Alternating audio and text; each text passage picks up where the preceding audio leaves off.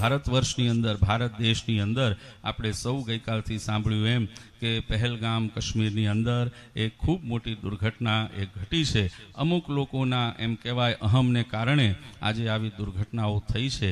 ભગવાન શ્રીહરિના ચરણોમાં હું એ તમામ માટે પણ પ્રાર્થના કરું છું. સમગ્ર સ્વામિનારાયણ સંપ્રદાય વતી હું ભગવાનના ચરણોમાં પ્રાર્થના કરું કે એ પ્રસંગની અંદર જે ભક્તો કદાચ ઈજાગ્રસ્ત થયા હોય, જેને પોતાનો દેહ ખોયો હોય, એ તમામને ભગવાન શાંતિ પ્રદાન કરે, તમામને ભગવાન શક્તિ પ્રદાન કરે. અને વિશેષ કરીને આ કથાના માધ્યમથી આજે ભાગવતજીના ચરણોમાં એ પ્રાર્થના કરું છું કે આ કથાના શબ્દો એવા લોકો સુધી પહોંચાડજો કે જે હજી આજના સમયની અંદર પણ એમ કહેવાય સનાતન ધર્મની અંદર, ભગવાનની અંદર વિશ્વાસ નથી રાખતા અને એમ કહેવાય ખોટા માર્ગે પોતાના અહંકારના કારણે કરીને સમાજને જ્યારે પીડિત કરે છે, એવા તમામ લોકોને ભગવાન સદબુદ્ધિ પ્રદાન કરજો, એવી હું મહારાજના ચરણોમાં પ્રાર્થના કરું છું.